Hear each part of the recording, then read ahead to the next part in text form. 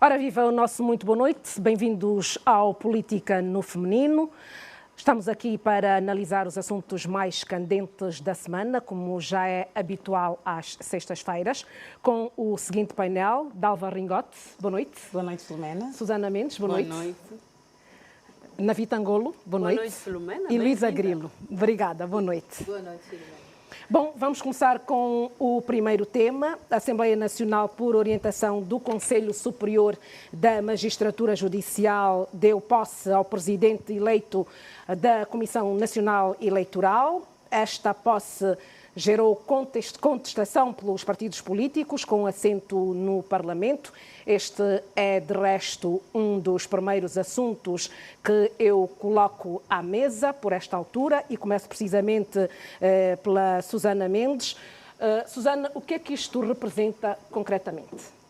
Portanto, foi um processo e continua a ser um processo conturbado que, obviamente, levanta grande celeuma ao nível do país em relação a essa questão, um processo que posso dizer mesmo rocambolesco se formos a analisar todas as suas vertentes, mas obviamente que em termos gerais esperava-se que o presidente da Comissão Eleitoral designado não tomasse posse já, uma vez que, portanto, foram apresentadas reclamações, tanto há ainda questões que correm no fórum a nível de tribunais. Portanto, um dos candidatos que também é juiz e, portanto, devemos também dar seriedade à sua reclamação. Portanto, explicou por A mais B vários fatores que têm a ver com irregularidades neste processo e, portanto, seria bom que tivesse sido dado mais tempo para que esses processos decorressem, para que estas reclamações fossem bem analisadas. Mas, Susana, essas reclamações eram motivo ou são motivo suficiente para que o novo presidente da Comissão Nacional Eleitoral não tomasse posse? Não só estas reclamações, mas as reclamações que vêm da sociedade no geral. Porque saindo daquilo que foram os processos judiciais ou as reclamações que foram apresentadas em fórum do tribunal, também tivemos várias forças vivas ao nível da sociedade que apresentaram reclamações que disseram que não concordavam com o processo e fundamentaram com as várias questões que são colocadas em relação ao processo e à figura, à idoneidade. O que está em causa, eu penso que o que deve ser bem analisado é a idoneidade da pessoa que estamos a colocar para dirigir a Comissão Nacional Eleitoral, dada a importância deste processo. Manuel Pereira da Silva não tem idoneidade. É isso que quer dizer. Questiona-se a sua idoneidade. Penso que tudo isso deve ser discutido. Por exemplo, nós tivemos o grupo de monitoria dos direitos humanos também, que congrega várias organizações da sociedade civil a posicionar-se. Tivemos várias organizações, vários líderes, vários formadores de opinião que questionam este processo. Portanto, se não bastasse as questões, os processos judiciais, era preciso que se analisasse também a questão da forma como a própria sociedade tem visto o processo. E se também isso não bastasse, a questão da forma como o próprio candidato designado geriu a Comissão Provincial Eleitoral e, portanto, pendem sobre si acusações de má gestão de fundos, tudo isso junto e a rapidez com que todo o processo foi concluído nos leva a questionar. Mas também neste processo e durante a semana, obviamente, nós tivemos questões que nos preocupam, que foi, por exemplo, a resposta que a polícia deu à tentativa ou a manifestação de partidos políticos e portanto, cidadãos, no geral, que, tanto protestavam contra a questão. É bem verdade que há um limite naquilo que se pode chegar ou não aos órgãos de soberania, mas a carga policial foi exagerada, inaceitável para o paradigma e para o contexto de país que nós queremos. Nós assistimos imagens brutais da forma como a polícia lidou com os manifestantes, inclusive um jornalista foi agredido, tivemos o caso do colega da TV Palanca, foi agredido estando com a câmara, portanto, a segurar a câmara. A polícia tinha como identificar que se tratava de um jornalista. Portanto, a carga policial e a forma como a polícia continua a lidar com os manifestantes é inaceitável. Susana, vou estender este assunto aqui à Luísa Grilo. Luísa, faz sentido essas reclamações, essas manifestações, estas reivindicações? Bom, em democracia tudo faz sentido, não é? Agora, o que precisamos de analisar é a lógica e a legalidade dos atos em si. Eu acredito que até agora, de acordo com o que me foi possível pesquisar sobre o perfil do atual, neste momento já tomou posse, portanto, presidente da Comissão Nacional Eleitoral, ele reúne os requisitos. Portanto, jurista, exerce já essa função há bastantes anos, tem experiência do ponto de vista da organização das eleições a nível da província de Luanda, que afinal, se formos a ver, é a província, o palco de maior eleitorado é aqui em Luanda, portanto é uma pessoa que reúne de facto alguma experiência e do ponto de vista legal eu acredito que o processo seguiu os trâmites. Logo, nós não podemos contestar uma coisa que vem do Conselho Superior da Magistratura. Então, o que é que está errado, Luísa? É o direito que as pessoas têm de se manifestar. As pessoas têm direito de contestar. Nós sabemos que não agradamos a todos. Mesmo não havendo motivos para esta contestação, pelo que eu estou a perceber? Os motivos dependem do ponto de vista de cada um. Eu estou a fazer a minha leitura relativamente à questão legal. Do ponto de vista legal, eu não vejo nenhum atropelo. Eu vejo que se cumpriu o que foi. Ele foi o mais votado. Nas duas, o terceiro interpôs recurso, voltaram a fazer a contagem. Ele foi novamente o mais votado. Portanto, eu não vejo, deste ponto de vista, se houve transparência no concurso dentro da magistratura, a própria magistratura deveria ter se pronunciado sobre isso.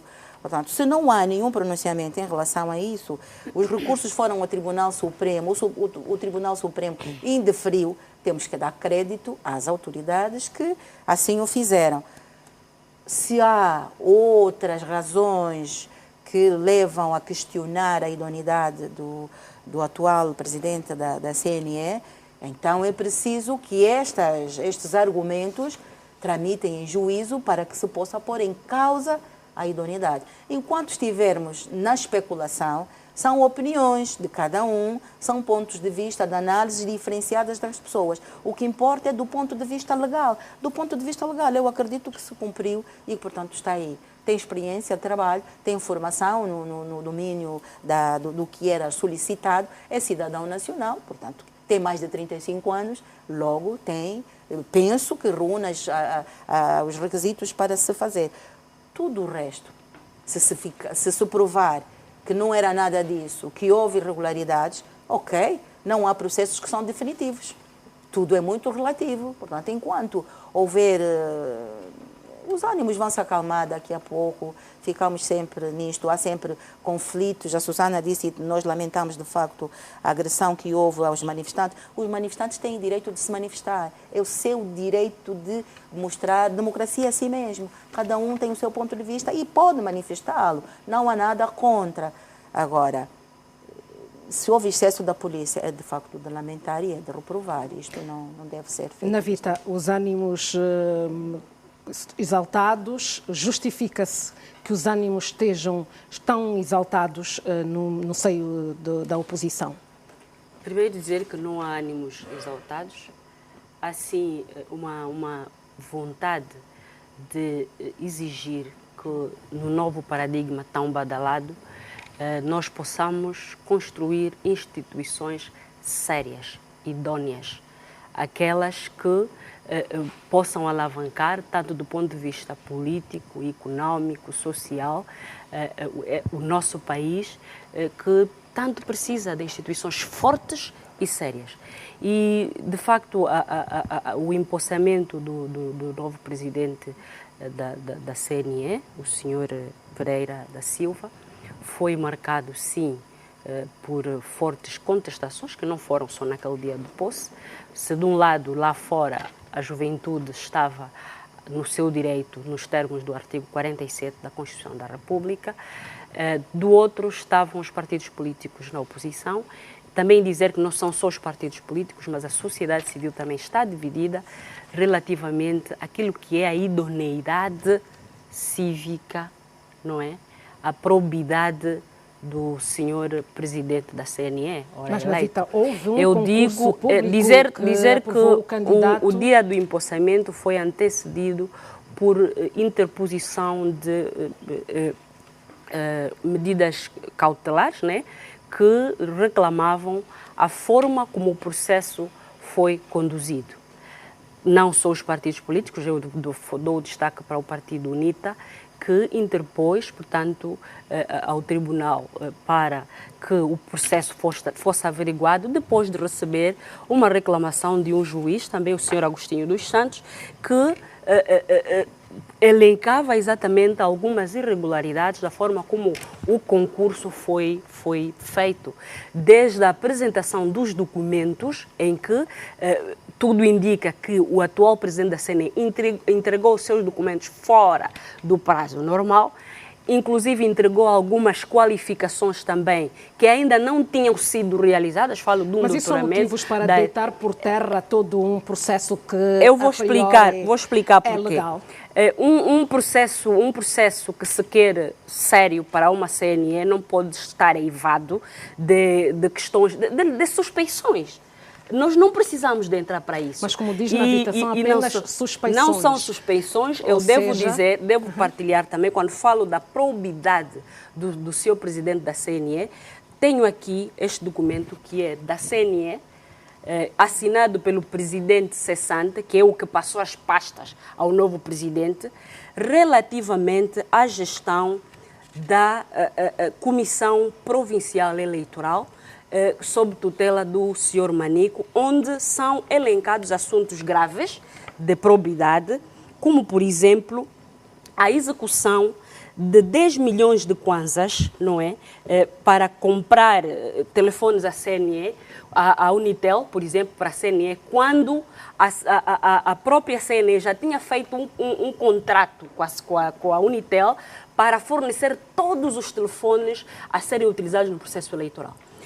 O senhor Manico também fez uma despesa de pelo menos 1 bilhão de kwanzas para comprar comida e, como eu posso dizer, sobrevalorizou as faturas de 5% a 15%, e em 2017 nós não estávamos ainda no regime da aplicação do IVA.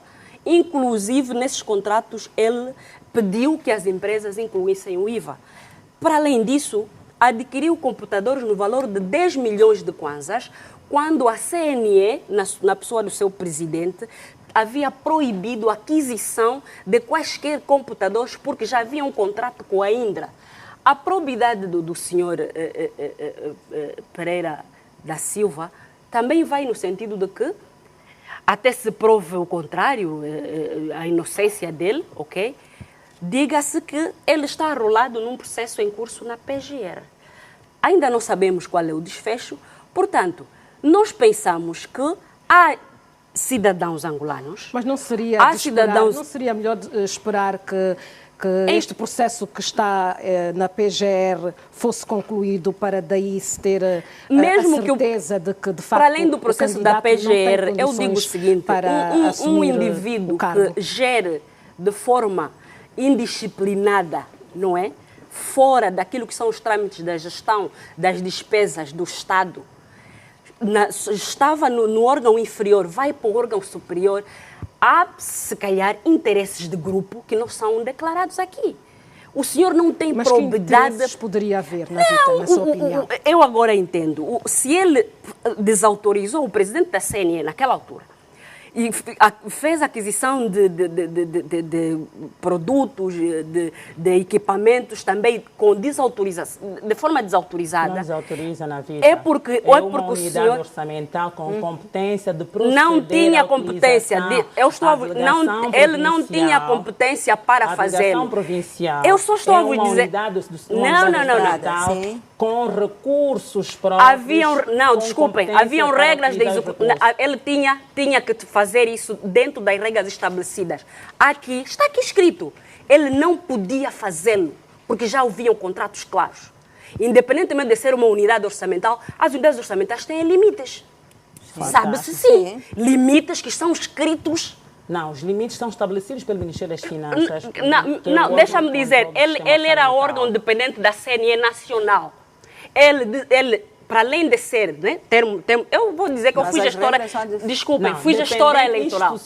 Eu vou vos dizer o seguinte, eu não estou a falar à toa. Eu fui gestora eleitoral em 2017. Ótimo. E haviam regras, tínhamos limites para fazer isto ou aquilo. Os gastos. Exatamente. Okay. Mas então, houve a CPE... de gastos na Vita. Estou a dizer que aqui, este documento, quem tem desculpem, para o fazer, este documento é da auditoria. É o Tribunal de Contas. Sim. Desculpem dizer-vos, este documento é da auditoria interna. E isso vai para o Tribunal de Contas, sim. Mas é um documento que deve ser tratado em consideração, daquilo porque que a instituição sim, é preciso avaliar as pessoas, conforme. Eu devo só dizer, eu só estou a tentar justificar os pressupostos que levaram, não é, as pessoas tomarem providência cautelar para que ele ainda não tomasse posse. Enquanto essas providências estavam a decorrer, enquanto há a reclamação do juiz, que também estava a participar do processo, ok? Não houvesse essas respostas de despacho, porque há outros interesses em jogo. Portanto, o que está aqui é criar uma série que vai gerir o processo eleitoral de forma limpa. Estamos cansados de processos opacos. A não ser que estamos a mentir, que estamos no novo paradigma. Só queria fazer uma pergunta. É uma pergunta, já que a Dalva é da área jurídica, para ver se me esclarece, porque a minha dúvida é a seguinte. A UNITA interpôs, de facto, um recurso. Será que a UNITA, como um partido político, pode interpor recurso num concurso público que é de uma entidade que não tem nada a ver com os partidos políticos? Exatamente. Quem tem legitimidade? Deixa-me dizer, Filomena, não sou jurídica, e deixa iniciar no segundo termo. O artigo 177 da Constituição, não é? E a Ana Vita, que é deputada, deve conhecer melhor do que eu, estabelece que as decisões dos tribunais são de cumprimento obrigatório para todo cidadão e instituição jurídica e sobrepõe-se a qualquer instituição. O Conselho Superior de Magistratura não é órgão judicial, é um órgão de administração, não é órgão soberano. Todas então não vale a pena fazer confusão. Todas as moções cautelares apresentadas pelo não é um órgão soberano, não. Foram respondidas ao limite. Foram 12 no total. E respondidas como? E o tribunal atropelando processos claros. Sentenciou o processo. E que tribunais temos em Angola? E respondendo à questão que a doutora Que tribunais temos em Angola? Sérios? Os que temos. Mediante o regulamento Não são sérios na vida. Mediante, na vida, nós precisamos... Vou passar aqui a palavra. Um tribunal que faz passar alguém com um quadro desses de desvios de fundos. É preciso que a nossa abordagem não seja feita de forma desapaixonada e respeitemos os órgãos de soberania. É importante. É normal que cada um... respeito. Não, o que a Ana acabou de chamar é desrespeito. Não é desrespeito. O que nós podemos... Mas os órgãos também devem se fazer respeitar. A nossa opinião. Devem se fazer respeitar os órgãos.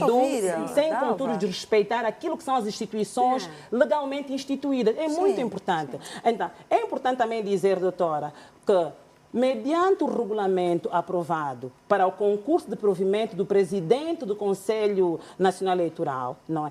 Estão elegíveis para contestação os entes participantes. Está no artigo 15º do regulamento. Portanto, a UNITA pode apresentar, como grupo mas parlamentar. é uma moção popular, não é. E foi isso que aconteceu. A UNITA não tem legitimidade de poder contrapor a este processo, porque não é um ente que participou dele. Então, não participou na vida. Agora, é normal. Se apresentar... Foi uma providência popular. Neste processo eleitoral, neste processo eleitoral, em conformidade com o regulamento aprovado e publicado em Diário da República, os entes participantes do concurso, que inicialmente eram 5, com a desistência do Dr. Araújo, tornaram-se 4, eles têm o direito de contestar, portanto, aquilo que é o processo. E essa contestação foi feita. O doutor Agostinho apresentou contestação. E vai continuar. Contestava o artigo 5º do regulamento, que apresentava. O primeiro ponto era, tem que ser angolano, superior a 35 anos, tinha que ter a experiência, habilitações literárias, tem que ter o CV e tem que ter experiência na tramitação, portanto, no processo eleitoral e juiz. Neste ponto ele tinha. No ponto 10º também que ele reclama, também era apresentar requisitos que são os basilares, que era a experiência no processo. Tinha que ter, era de nacionalidade angolana, tinha que ter o currículo vitae, eram as condições básicas. A questão que eu coloco, se olhamos para para este concurso atual, tendo em atenção aquilo que foi o processo anterior, sem olharmos o 92, porque 92 a Angola não tinha experiência e foi conduzido pelas Nações Unidas.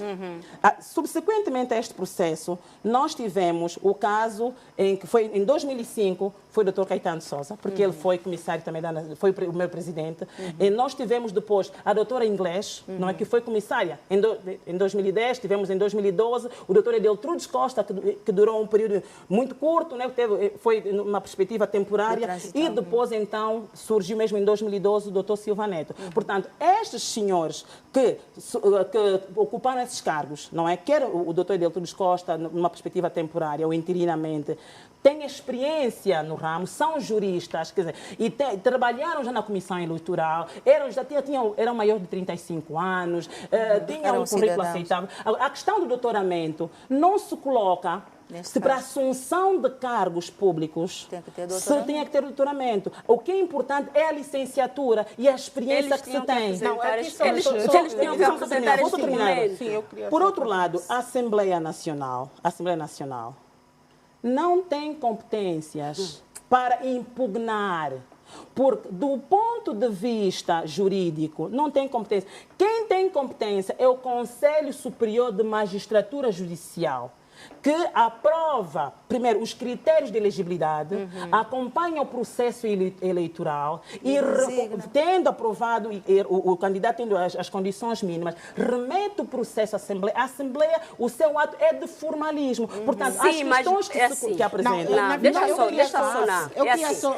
A Assembleia Nacional não pretendia impugnar qualquer coisa, nada. Sim. É preciso compreender. A Assembleia Nacional, o que nós estava-se a pedir à Assembleia Nacional é que adiasse a posse. Sobre isso ela pode fazer. Porque o processo não está claro. Quantas vezes até terminar o processo. Deixa-me dizer o seguinte. Jurídica para tem sim, senhora. Não é tem. assim. Enquanto não tem. Foram respondidas as questões. Não. É assim. A pessoa em causa não está-se a dizer que não podia ser outra pessoa. Estamos a dizer a forma como o processo decorreu. Num país normal, em que levantam-se tantas suspeições contra uma individualidade, com sérias evidências da sua postura, e nos termos da própria lei da CNE, os artigos 27, 21, 34 e todos, ok? Idoneidade. É só para dizer o seguinte, não custava mesmo nada o bom senso. O que se estava a pedir é o adiamento. E tudo o que se fez de interposição popular, de tudo que se fez, é normal. E dizer também que a Assembleia não tem poder disso e daquilo é copiar o que o Sr. Presidente da República disse, que eu não estou de acordo. A Assembleia Nacional não pode aceitar dar posse a alguém cujo processo está evado de suspensões. Não está. Para vocês. Não está. Sim, é a vossa opinião. Como a opinião dos outros nunca conta. Já fazia sentido um adiamento? Fazia. Bom, no meu entender, eu penso que devia haver maior reflexão. No meu entender, fazia sentido. Não seria por mais 10, 15, 20 dias que a CNE ou que algum processo eleitoral ia ser posto em causa. Mas o que é que ia mudar? Não, o que ia mudar é o seguinte, é assim, nós estamos aqui a falar de postulados jurídicos, etc. Mas o país e a vida do país não se faz só com base naquilo que está estatuído, aquilo que é a lei, etc. As instituições, e uma instituição como a Assembleia Nacional, que é um órgão de soberania, faz também leitura daquilo que é o que a sociedade diz, etc, etc. É haver maior diálogo. Essa perspectiva que existe, às vezes, de imposição da maioria ou de imposição daquilo que é o pensamento da maioria, não é o mais acertado. Por exemplo, algumas das questões que são colocadas, e repito, foram colocadas por um candidato que é juiz. Portanto, aqui vamos tirar os partidos políticos, vamos olhar para um candidato e que deu entrevistas e que em entrevistas ele falou de pontos que realmente, por exemplo, a questão de... Porque quando o nível acadêmico entra como um quesito para o concurso, ou seja, quando a pessoa é doutorada, obviamente está em vantagem. Quando eu apresento o meu documento de doutoramento fora do prazo, por exemplo, é uma das questões, mexe com o processo. Portanto, há aqui dúvidas, mas eu não gostaria de entrar... eu não gostaria de entrar... Mas é o que aconteceu, são fatos. Eu não gostaria de entrar, porque é um assunto que está a ser analisado pelos tribunais. Mas pode ter havido alguma razão para ter eu gostaria de deixar que fosse analisado, mas não podemos simplesmente ignorar, porque nós estamos aqui a falar de um candidato, estamos a falar de organizações da sociedade civil, estamos a falar de várias pessoas que questionam. Portanto, a questão aqui não é dar razão a A ou B, é dar mais tempo para nós refletirmos em relação a essa questão, e até porque estamos a falar de documentos. Mas essa é uma questão da avaliação. Há uma questão muito importante que é da avaliação. A avaliação dos... É só para dar um exemplo. Neste processo também era preciso que se apresentasse uma avaliação de desempenho nos últimos 3 anos. Nos últimos 3 anos. Que é o artigo os outros não. Os outros foram fazendo durante os anos todos. Sim. O senhor Pereira da Silva, por exemplo, teve que apresentar um documento de que tiveram que fazer análise simultânea dos 3 anos. Não, mas apresentar antes, e não estamos aqui a fazer para ele análise fazer. subjetiva. Análise subjetiva, eu vou dizer fatos. Mas há um facto que está a acontecer, no país que se levantam. Nós tivemos vários casos recentemente de pessoas que estavam nomeadas para cargos públicos, foram exoneradas, porque nós não temos certeza, não vimos os processos, mas ouvimos dizer que há processos em curso, há investigações da Procuradoria-Geral da República sobre eles. Nós tivemos um governador que foi nomeado, que não tomou posse, porque, é claro que são processos diferentes, porque tem um processo judicial ou tem uma investigação à perna. Bem. Ok? Sim. Portanto, e qual é a diferença? Há aqui precedentes. Se há dúvidas sobre duas coisas, e da idoneidade na gestão... E a probidade. E esse gestor vai estar a gerir grandes fundos da Comissão Nacional Eleitoral. Nós temos que... O problema são os fundos, afinal. Coloca aqui, Filomena. Mas também porque a lei também diz que a probidade... Sendo aprovado que, de facto, o atual presidente da CNE não tem idoneidade para aí estar, pode ser substituído? Eu penso, Filomena, com a sua permissão. Em primeiro lugar, o Conselho Superior da Magistratura é o órgão com competências para nomear, para colocar, para transferir os juízes todos, não é? E é salvaguarda de toda a ação disciplinar. Não, juiz é juiz. Juiz é juiz tribunal, não é? Juiz judicial. Não compete a nós. Entretanto, compete a mim, não. Não compete a nós dizer. Eu particularmente, e olho para esta questão completamente desapaixonada. É por esse não pode que o país chegou onde está. O perfil de governação atual. O perfil de governação atual. Até hoje não tivemos problemas do ponto de vista de gestão em que o Presidente da República nomeia alguém e exonera. 11 dias depois, ele exonerou o seu assessor. 1 ano depois, exonerou o governador. Quer dizer, então, se nós temos essas indicações todas, não há por que temer. Se efetivamente há um processo... Esse era um dos casos que tinha que ter o tratamento dos ex-governadores. O governador do Cunene, que foi nomeado e não tomou posse. Não queira olhar para nenhum... Não pode haver 2 pesos e 2 medidas. Eu prefiro basear no princípio da presunção da inocência consciência. Então, aqueles outros que não tomaram posse, o governador Vaz. Não estamos a ignorar. O que é que se passa? O governador Vaz que não tomou posse por suspeições. Não pode haver dois pesos e duas medidas. As questões levantadas há comprovativos de que houve má gestão e improbidade. Então, não devia tomar foram completamente atendidas e nenhuma delas... Mas o mesmo juiz que preside o Conselho Superior da Magistratura é depois a mesma pessoa que analisou o processo. Mas, desculpa, isso quem aprova esta lei é a Assembleia. Atenção, quem aprova esta lei é a própria Assembleia. O problema não é da lei. Vamos só dizer, quem criou o processo foi o mesmo que foi analisar. E isto também, em direito, não é bom, porque ele é uma parte interessante do processo. E há uma regra também dos mandatos. Deixa-me aqui precisar. Ele já fez 10 anos. Nós não podemos, o que nós temos que olhar é... Deixa-me só perceber, qual é, afinal de contas, o receio da oposição, de facto? O receio não deve ser da oposição. E não mas é a oposição não é só a oposição. É preciso, hoje mesmo eu vi uma opinião de um conselheiro da presidência, que é o jornalista Ismael Mateus, que diz que numa altura em que estamos à procura de seriedade das instituições públicas, sobretudo a CNE, que vai gerir os próximos processos eleitorais, nessa conturbada contestação, não é? Era preciso ouvir mais. Era preciso tomar algumas precauções. Porque as questões que se levantam não são reais. Mas acha que essas precauções não foram acauteladas ao longo do processo? Houve o sentido de que, pronto, a Assembleia não pode, ninguém pode. Foi nesse não pode que o país hoje foi saqueado. E sobre leis que muita gente hoje está aqui a defender mais uma vez. Deixem-me estender a pergunta. O que eu vou dizer, Navita. Sim, Luísa. Navita, não fiques nervosa. Não estou. Porque aqui cada um de nós está a apresentar o seu ponto de vista. Por isso mesmo. E não precisamos de ficar exaltadas umas com as outras. Vamos debater serenamente. Eu não estou exaltada, estou a apresentar o meu ponto de vista. Vamos deixar porque dizer que a Assembleia pode, sim, senhora, questionar sobre qualquer processo que não tenha passado bem. Tem que ouvir, porque a Assembleia é representante dos cidadãos. Se não há processo, pode adiar, não impugna, mas pode adiar. A oposição tem precedentes depois do porquê. A oposição sempre reclamou pela separação dos poderes. A criação do Conselho Superior da Magistratura Judicial e as competências que tem não foram aprovadas por um decreto presidencial. Atenção. Quer dizer, eu estou a olhar no princípio objetivo do direito, na lei. Eu não estou a questionar. Não quero olhar para questões subjetivas. Desculpa.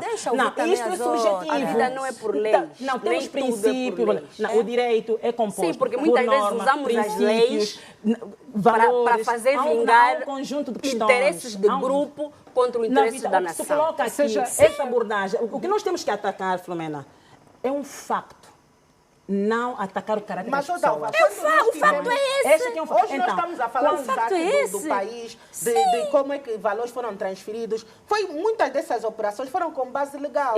E foi por nós, muitas das vezes, não a defender, analistas a defenderem à toa, que o país chegou aí. E hoje nós estamos a questionar que as coisas que foram feitas, transferências de valores, porque Isabel dos Santos, quando esteve à frente da Sonangol, foi por nomeação do Presidente da República e foi legal. Mas hoje estamos quando por lei o Presidente da República não podia nomear a sua filha. Ok, também era legal. Muito e obrigada. O tribunal veio dizer que não havia nada que impedisse que Isabel dos Santos tomasse posse. Houve uma decisão legal. São os mesmos tribunais, são as mesmas pessoas hoje. Eu penso são as mesmas pessoas hoje. A oposição está em melhores condições de poder apreciar com bastante atenção e fiscalizar o ato deste executivo, porque já há evidências claras de que as pessoas são nomeadas e exoneradas. Porque o que se coloca aqui não é defender. O que é o princípio? As questões que foram levantadas foram respondidas. E a oposição... Mas respondidas por que tribunal? Não é o mesmo que calcionou a nomeação de Isabel dos Santos, de Zeno dos Santos? Não é a mesma instituição? Esse é o país... As pessoas mudaram, o partido que governa mudou. Na vida.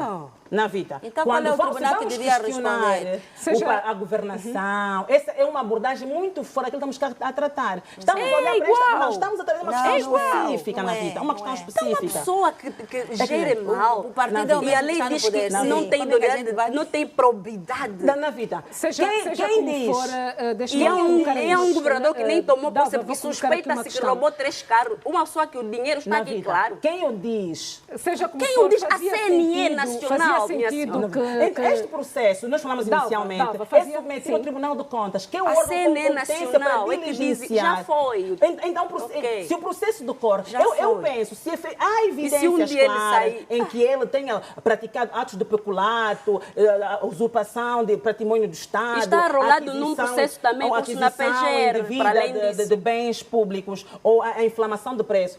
Eu não tenho receio que daqui a nada ele vai ser retirado. vergonha. Nós para podemos cima. evitar esses escândalos. É aquilo que o Adiando Kofi um Olomide bocadinho gosta mais de as dizer, coisas. Le gouta et a na sincère, vérité como na escalier. É isso. A mentira vem do elevador Sim. e a verdade vem de escada. Pode demorar, mas chega. Se haver alguma situação, não é? Portanto, neste processo, que efetivamente indica o presidente como um ente com responsabilidade, eu tenho certeza absoluta que vós, os deputados, vão sentar na Assembleia para retirar a posse. Este é o conforto. Eu hoje aprecio bastante, eu tenho apreciado bastante e apreciei aquilo que foi a intervenção dos deputados a nível da Assembleia Nacional. Eu tenho o meu juízo. É claro que há muito questionamento neste processo, mas se todas as questões foram levantadas e se existe efetivamente um histórico judicial contra este senhor, Filomena, não nos vamos preocupar.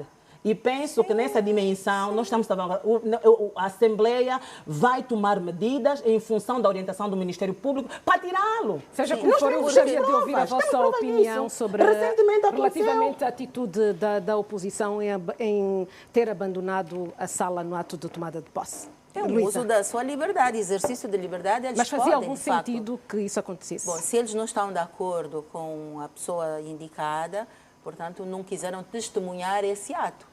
Se eles estão, tanto interpuseram um recurso para não impedir a tomada de posse, ao estarem presentes estariam a caucionar, do meu ponto de vista, aquele ato. E eles não concordam com isso e se retiraram no direito deles não concordar. Estariam agora, a caucionar, o que eu queria dizer é, nós não precisamos de ficar tão desesperadas e com os ânimos tão exaltados, porque é o seguinte, da mesma forma que as pessoas hoje, não podemos colar muito ao passado, no passado fizeram. É verdade, o passado só vale a pena ser recordado, para não repetirmos os mesmos erros. Agora, acontece que, se ele tem um processo na PGR, vai decorrer os seus trâmites, a PGR vai fazer o seu trabalho. A aprovar-se que, de facto, tem matéria, ele vai ser ouvido como todos os outros. Todos os outros que estavam aí, que nós pensávamos que nunca seriam tocados, foram tocados. Agora, se o Conselho da Magistratura, enquanto entidade máxima, caucionou a eleição do senhor, nós temos que dar o benefício da dúvida à autoridade máxima, porque se não for ele, o Conselho da Magistratura, a quem nós vamos confiar, ou a quem é que nós devemos pedir contas de um ato desta natureza, já que é missão dele. Se, de facto, a matéria, como estava a dizer aqui a Navita, a matéria para provar que o senhor não tem idoneidade, mais dias, menos dias, o outro... Ele não tem mesmo. Mais dia, menos dia, a verdade virá de cima. E podemos evitar esses escândalos. E depois, não importa. Não deu, se as pessoas, não importa se as pessoas se arriscam. Se as pessoas se arriscam, as pessoas se arriscam, expõem-se. Estão à espera disso e mesmo. Na verdade, a nomeação de um presidente da CNE sempre foi seguido de muita polémica. Isso não é natural, mas é assim, a maior parte dos a oposição teve razão. Dos atos, no final ela foi mesmo retirada. E neste caso há um outro processo, neste caso há um outro aspecto importante, que é dos anos de mandato. De 10 anos, que o senhor Manico já completou, e que só, o mandato na CNE é renovável por mais 5 anos, período de 5 anos igual, não é? Portanto, 10 anos ele já terminou o seu mandato. Mas diz que isso não é motivo para que ele seja... Não, por isso é que estamos a dizer, há leis, há normas, não é? Quando as normas são como eu posso dizer, são desrespeitadas só porque temos um interesse, sei lá de quê, opaco, só Jesus sabe. Então isso é que é muito complicado. Dizer que a oposição estava no seu direito, porque não concordando e tendo recebido as respostas que recebeu de um órgão que deveria ser sério, não há tanta pressa assim, porque os processos estão ali e já tivemos exemplos bons de governantes que, nomeados com suspeições... Não há pressa na vida. Com suspeições... Deixa-me só acabar, por favor.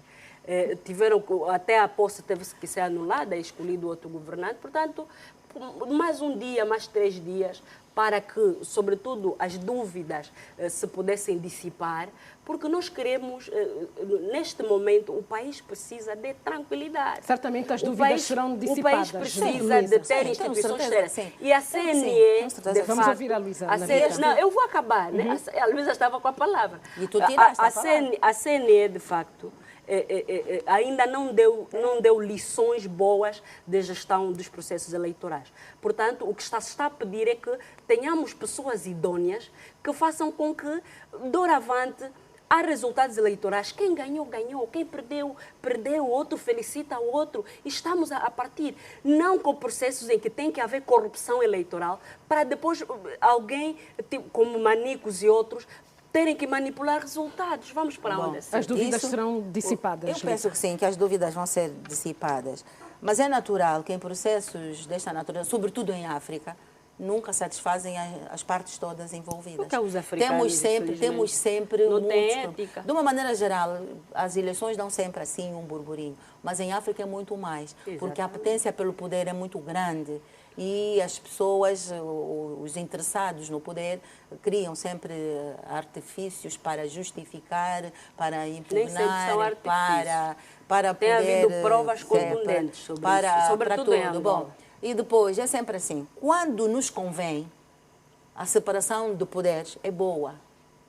Mas quando já não nos convém, é melhor misturar tudo no mesmo pacote. Dizer que a separação de poderes é ligada também à interdependência. E esconder algumas coisas. E não esconder a ilegalidade. Não podemos andar pela ilegalidade. Vamos deixar a Luísa concluir. Posso falar ou não? Quando nos interessa a quem? Sim. Vamos deixar a Luísa concluir. Eu não falei que interessasse a Navita ou que interessasse a alguém. Eu estou a dizer, quando nos interessa, a separação de poderes interessa e nós defendemos-la com unhas e dentes. Não há em Angola.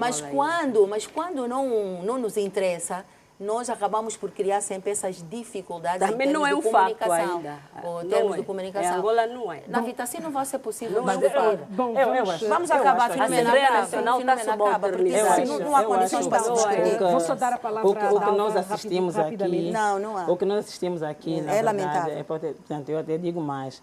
É mesmo, nós dizemos em Umbundo, Emboanja. Não é? Emboanja, sim. Emboanja, porque falhou um bocadinho, houve um bocadinho de desconhecimento da lei, não é? Porque olho para aquilo que foi a impugnação feita pela UNITA, não é? Para eles não fazem impugnação, mas sim uma moção popular. É o que foi feito, doutora. Entretanto, mas depois não tem legitimidade para poderem reclamar, porque não fizeram parte do processo. Agora, e a Navita fez uma abordagem muito interessante daquilo que foram os atos de desoneração, não tomada de posse recentemente. Eu penso, e volto a referir, que este ato é normal, quer dizer, se existe de fato, do ponto de vista irregularidade, não, vamos até aqui, como foi feito no passado, dar o benefício da dúvida, que juridicamente chama que é o princípio da presunção da inocência, até que transita. E se existindo mesmo, nós estamos a ver todos os dias os arrestos. Eu acho normal os arrestos, a posição. Eu só acho estranho que as pessoas que defendam uma posição contrária considerem que outros grupos da sociedade não possam questionar o processo. Não, é legítimo. E quando você considera a palavra que você usa para resumir isso, não é a mais correta. Susana, isto é uma opinião, mas não pode anular a opinião das pessoas. As pessoas estão a questionar um processo tal como outros. E a UNITA tem, sim, senhora, o direito do que meu fez. caso, É nos termos da lei que fez. A questão dos partidos políticos. É nos termos da lei que fez. A reclamação deve ser pautada. E foi feito por lei. Públicas. Foi feito por lei. Possam questionar. Não, é a leitura que eu faço. Não, o ato da UNITA foi feito por lei. O ato do juiz foi feito tudo foi feito dentro da lei e com fundamento legal. Com fundamento legal foi feito. Mas eu não questiono. É só ir ler o fundamento. Estão lá os artigos todos usados. As pessoas que questionam isso não tinham nada a questionar. Onde é quem escolhe alguém que não tem idoneidade? Ninguém aceita essa palavra. Olhar essa situação de forma desapaixonada. De forma desapaixonada. Quando nós olhamos, então acha que um partido sério vai interpor uma ação popular não complementada na lei? A tua abordagem, por exemplo, é pessoal, não podemos pessoalizar. A ação popular tem lei. A ação popular é constitucional. Vamos mudar de debate para deixar... A ação popular é constitucional. Era só para lhe dizer. A ação popular é constitucional. A ação popular é constitucional. É só lei. Atenção, o artigo 74 estabelece as ações populares. Desculpa, a ação popular é legal. Juridicamente, com fundamento na lei que foi apresentada. Da educação, sim, do foi ambiente, apresentada. são essas áreas. Não, nós fizemos nos termos da lei. É só a lei. Geral da República. Vamos a outro assunto, Dalva. Vamos a outro assunto, senão não teremos tempo para discutir todos os assuntos da semana. Na Vita, vamos agora falar da apreensão. Limita as áreas. Vamos agora falar da Procuradoria-Geral da República, que apreendeu 2 edifícios da China International Fund, a Luanda 1 e a Luanda 2, localizados na Ngombota. Segundo a PGR, em comunicado, a apreensão é resultado da Lei do Repatriamento Coercivo e Perda Alargada de Bens e da Lei Reguladora das Buscas e Apreensões. Começo por si, Dalva. Era de se esperar que, nesta altura, fossem apreendidas ou apreendidos estes 2 edifícios? Sim, eu penso, Filomena, que este processo deriva dos atos tanto consentâneos com a legislação vigente. Estamos a falar da lei do repatriamento e a perda alargada de bens, não é? E nos últimos tempos vemos assistindo um pouco por todo lado, a nível do nosso país, que as grandes entidades que alguma vez fizeram parte do poder, não é? E continuam, fizeram uso indivíduos de bens públicos, têm perdido este património.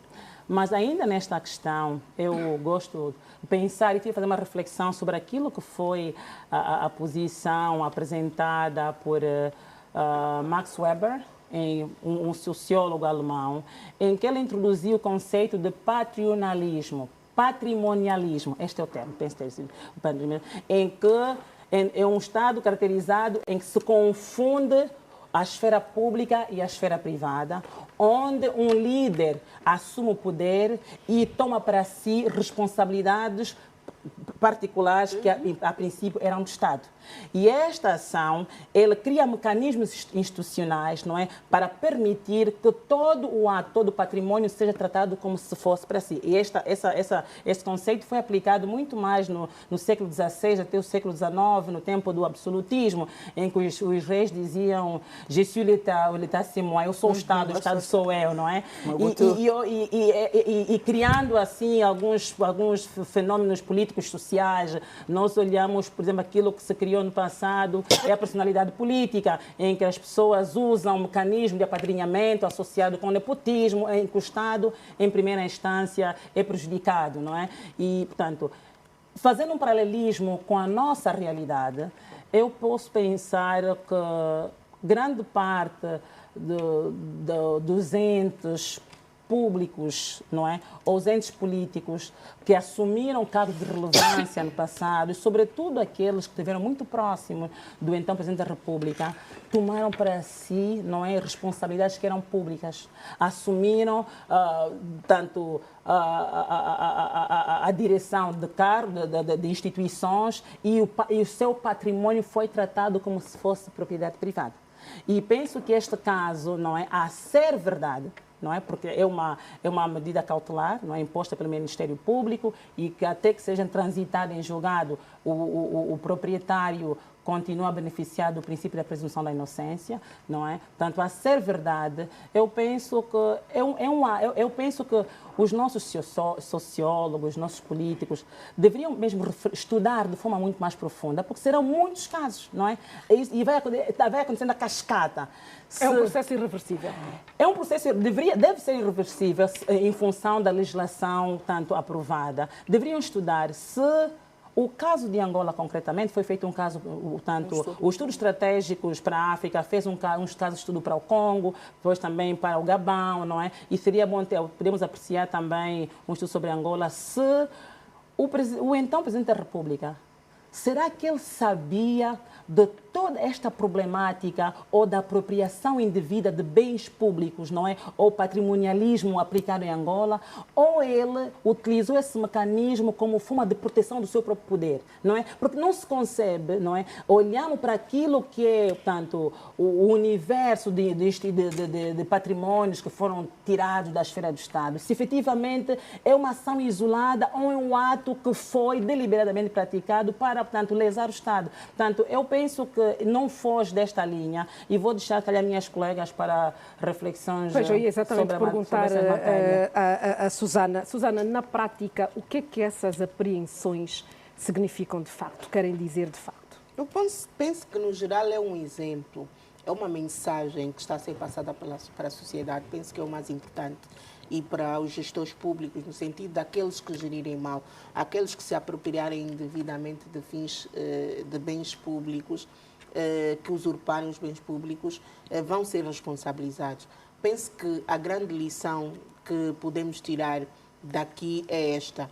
E aqui volto um pouco para o que falámos, é no sentido de que realmente a sociedade deve questionar os processos, as instituições devem estar atentas, devem investigar as denúncias, porque o mais importante, eu creio que eu já disse aqui no programa anteriormente, é que nós não possamos repetir aquilo que vivemos, porque hoje, como temos um contexto, temos um presidente que combate a corrupção, temos essa questão como uma bandeira, nós estamos a fazer. Mas amanhã, se voltarmos a ter um outro presidente ou um líder que não olhe para essa questão, vamos recuar?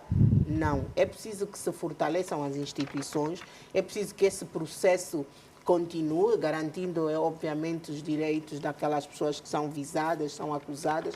Continuamos num Estado de Direito, mas é óbvio que tudo o que aconteceu foi vergonhoso e o que passa aqui é uma grande lição, e a Procuradoria-Geral da República, nesse momento, tem sido uma instituição exemplar, porque as instituições judiciais,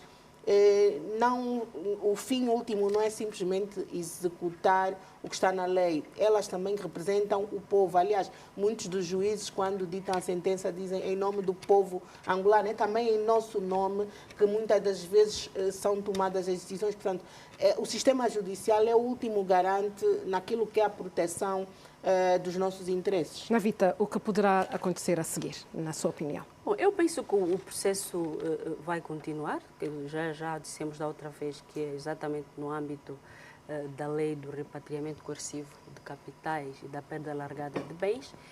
Sobretudo dizer que este fundo, né, chinês que opera em Angola, e dizer entrou exatamente para intermediar a venda do petróleo nacional, né, com a criação da empresa China Sonangol, que é propriedade da Sonangol e do CIF. E hoje acabamos por entender mais uma vez, e esta empresa, por exemplo, comercializava o petróleo nosso, fez um contrato cujos trâmites não se sabem muito bem, que comercializava o petróleo, comprava de Angola a 55 e para vender no mercado internacional a um preço que era mais ou menos $100, superior a $100. E o que nos interessa aqui é descobrirmos que nesta teoria, nesta prática de gerir o país de forma a tirar, de uma forma, enquanto se pensa que estamos exatamente perante empresas que estão a gerir os negócios do país, negócios públicos, uma Sonangol que para nós é a nossa menina, é a nossa galinha dos ovos de ouro, né? O que aconteceu é que um grupo de pessoas apropriou-se deste fundo, tanto é que mesmo esses edifícios foram construídos com fundos públicos. E o interessante hoje é que só um está a operar por falta de clientes, porque o preço também a que colocaram os apartamentos é fora de cogitação do nosso mercado.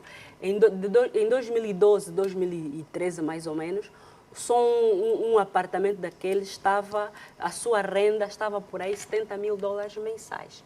Anualmente 480 mil. Vezes, imagina que aquele edifício tenha 30, são mais ou menos uns $14 milhões anuais. Mas na vida fazia-se aí negócios obscuros? Não, é só para dizer como é que o prédio foi construído e quem é. A minha pergunta é, agora temos por exemplo, onde estão a funcionar o Ministério, algumas áreas do Ministério da Economia e algumas outras subsidiárias da Sonangol. Se foi construído, geralmente pagam-se rendas, porque nós temos também no nosso mercado a mania de que os prédios são construídos com dinheiros públicos, mas as instituições ainda têm que pagar renda desses prédios, aos donos, que nós todos vamos ouvindo por ali até se prove o contrário. Vamos esperar que este processo tenha desfecho. Eu penso que recuperar os recursos do Estado, estávamos a ouvir há bocado, há alguns meses, o Estado preocupado a construir, o Executivo a construir o condomínio dos ministérios, quando nós temos tantos edifícios construídos com erário público que andam por ali sobre tutela de pessoas que só se lhes confiou algum poder de gerir a coisa pública. Portanto, este é um processo que está em curso e acho que é consequência do outro, do arresto dos apartamentos no Zango, na centralidade do Zango Zero e do Quilamba, e vamos acompanhar este processo com muito interesse. Luísa, 2 torres, vários andares, muitos escritórios, muitas pessoas aí a trabalhar. Como é que se pode acautelar isso? Bom, eu penso, de acordo com o que eu vi a diretora da PGR, que cuida dessa questão, dessa matéria da recuperação dos bens do Estado, que o trabalho destas instituições decorre normalmente. Não são impedidos de utilizar o edifício, só que a gestão do edifício é que passou para outra entidade. Agora passou para quem devia, efetivamente, desde o início, eventualmente,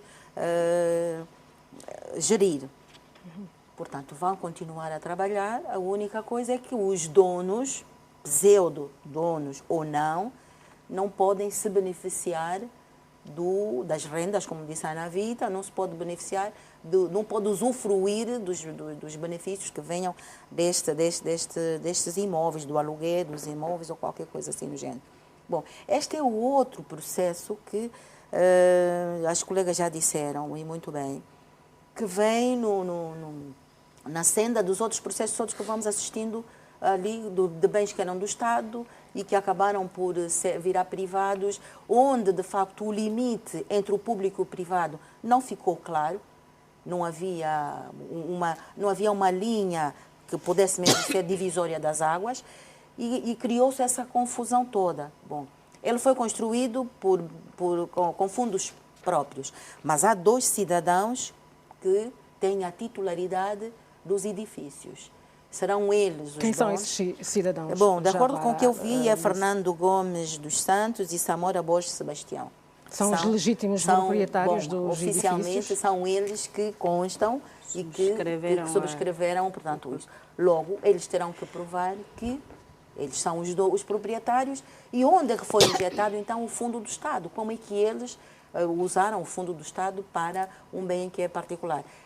Acho que este vai ser ainda um dos aspectos que vai, de facto, criar muitas dificuldades. E eu penso que este CIF não tem só este património. Não. Há outro que vai ter também que ser posto em causa para se poder, de uma vez por todas, pagar nesta empresa e nas pessoas que estão por detrás desta empresa, sejam eles nacionais ou estrangeiros, para justificar o que tiverem a justificar perante a lei. Os tribunais estão aí para, efetivamente, fazer justiça e dar o tratamento devido. É do Estado, é do Estado. Todos nós precisamos de recursos, estamos aqui a dizer que há muitos recursos. A Ana Vita recordou, de facto, a cidade dos ministérios que é preciso construir. Eventualmente, estes 2 edifícios, essas 2 torres, poderão acomodar muitos ministérios que estão sem estruturas ou que estão em situação muito deficitária. Há, de facto, ministérios que estão muito apertados. É preciso encontrar espaços. Assim, eventualmente, o Estado recupere, e eu espero que seja rapidamente a situação reposta. Só para dizer que esta empresa, não é, o CIF, né, este fundo, para ganhar este contrato de poder ser ele a vender no mercado internacional o nosso produto, que é o petróleo, ao preço baixo e depois no mercado adquirir ao preço baixo cá e no mercado vender ao preço superior, tinha uma contrapartida contratual, que era a construção de escolas, de estradas, de hospitais, não é? E hoje, no final deste exercício, eles saíram do seu escopo daquilo que era o contrato feito com Angola, acabaram por meter-se em negócios que não têm nada a ver, sobretudo de construção de edifícios, de condomínios, quando os negócios, essa questão da vertente contratual social para Angola, não é? A contrapartida da Angola, infelizmente, hoje a PGR está à procura, o Gabinete de Recuperação de Ativos está à procura e a avaliação é nula. Praticamente não se veem resultados quando eles foram vendendo o produto a um preço superior de 55 para 120. Quer dizer, esse contrato começou em 2005. Até hoje, nós tivemos aquele boom petrolífero de mais ou menos 5 anos, não é? 2008 a 2014. Imagina o que Angola perdeu. Para além daquilo que hoje o país está amarrado aos tais contratos onde a contrapartida também é o petróleo. Portanto, hoje nós somos ricos, mas somos um povo, infelizmente, pobre. Por isso é que em Benguela, no Kwanza Sul, as pessoas estão a apanhar conjuntivite, porque há muita poeira, por causa de falta de saneamento básico, quando o país pagou uma fatura alta para que este país fosse reconstruído. Ana Vita, Dalva, sim. Não, eu queria, na verdade, na esteira daquilo que foi a abordagem das minhas colegas, a professora e a Albertina, e dizer que penso que o processo, para mim o processo tem que continuar. E ter falado de Benguela, e eu particularmente, por ser filha de ferroviários, e estou para contar uma história, eu nasci no Compão, não é? E o meu pai era do caminho de ferro.